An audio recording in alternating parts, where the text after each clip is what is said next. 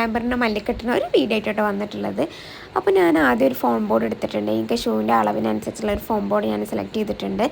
എന്നിട്ട് അതിൻ്റെ 4 പുറത്തും ഞാൻ ഇത് ചെയ്തിട്ടുണ്ട്. നല്ലൊരു ഗ്ലോയിങ് പേപ്പർ വെച്ചിട്ട് ജസ്റ്റ് ഗമ്മ് വെച്ചിട്ടൊന്ന് ചെയ്തിട്ടുണ്ട്, ഒട്ടിച്ചെടുത്തിട്ടുണ്ട്.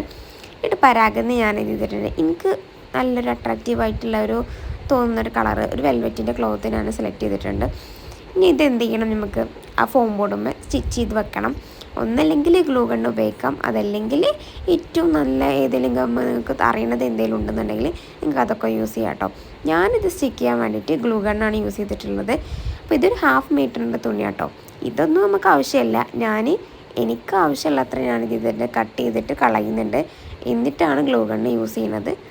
അപ്പോൾ വീഡിയോ കണ്ടു കഴിഞ്ഞാൽ നിങ്ങൾക്ക് കംപ്ലീറ്റ് ആയിട്ട് ഞാൻ എങ്ങനെയാണ് ഈ ഹാമ്പർ ഉണ്ടാക്കുന്നുള്ളത് എന്ത് ചെയ്യാൻ പറ്റും, മനസ്സിലാക്കാൻ പറ്റും. ഗ്ലൂ ഗണ്ണ് വെച്ചിട്ട് ഫോം ബോർഡുമ്പോൾ നല്ല സെറ്റായിട്ട് ക്ലോത്ത് എത്തിയിട്ടുണ്ട്, സ്റ്റിച്ച് ചെയ്തിട്ടുണ്ട് കേട്ടോ. പിന്നെ നെക്സ്റ്റ് ആയിട്ട് നമുക്ക് ചെയ്യാനുള്ളത് എന്താ വെച്ചാൽ ഷൂവിൻ്റെ അളവെടുക്കണം. അത് ഷൂവ് ഏത് ഭാഗത്ത് സെറ്റ് ചെയ്യണം, എങ്ങനെയൊക്കെ അളവെടുക്കണം എന്നുള്ളത് എന്ത് ചെയ്യണം, ശ്രദ്ധിക്കേണ്ട കാര്യമാണ്. അങ്ങനെ ഷൂ ഒക്കെ സെറ്റാക്കി വെച്ചിട്ടോ. അങ്ങനെ ഷൂ ഒക്കെ സെറ്റാക്കി വെച്ച് കഴിഞ്ഞാൽ നെക്സ്റ്റ് ചെയ്യേണ്ടത് എന്താ വെച്ചാൽ ഫ്ലവർ, റിബൺ അങ്ങനത്തെ കാര്യങ്ങളൊക്കെ സെറ്റാക്കണം. പിന്നെ ആ റിബൺ ഇങ്ങനെ ഞാൻ ഓരോ ഭാഗത്തേക്ക് ഇങ്ങനെ വെച്ച് നോക്കുന്നുണ്ട് കേട്ടോ.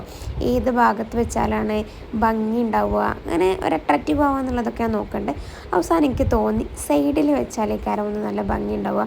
2 സൈഡിലും ഫ്രീ ആയിട്ട് കിടക്കുകയാണല്ലോ. അപ്പോൾ ഫ്ലവേഴ്സ് നമുക്ക് ഒരുപാട് വെക്കാൻ പറ്റില്ല, കാരണം നമ്മുടെ കസ്റ്റമർ ചെറിയൊരു ബഡ്ജറ്റിൻ്റെ ഉള്ളിൽ ഒതുങ്ങും വേണം.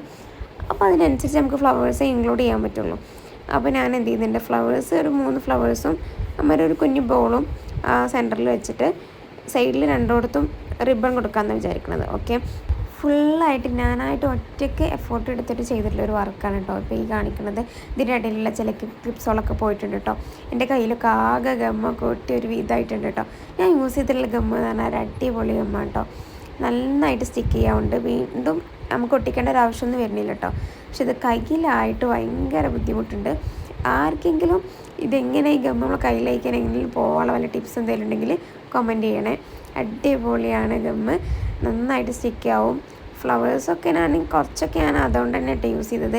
പക്ഷേ ഗ്ലൂ ഗണ്ണാണ് എനിക്ക് ഫ്ലവറൊക്കെ സ്റ്റിക്ക് ചെയ്യാൻ വേണ്ടിയിട്ട് നന്നായിട്ട് തോന്നിയിട്ടുള്ളത്. നന്നായിട്ട് സ്റ്റിക്ക് ആവും എന്നുള്ളത്.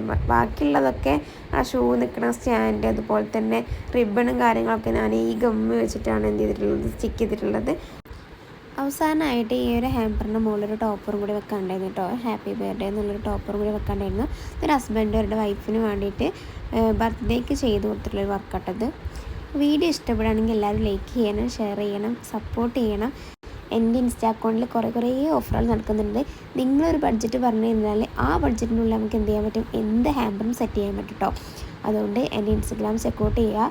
ഈ ഒരു ഹാമ്പറിൻ്റെ ഫുൾ വീഡിയോ നല്ലൊരു ക്ലിയർ ആയിട്ട് ഷോർട്സിൽ എന്ത് ചെയ്തിട്ടുണ്ട്, ഞാൻ അപ്ലോഡ് ചെയ്യുന്നുണ്ട്. Okay, thank you, by.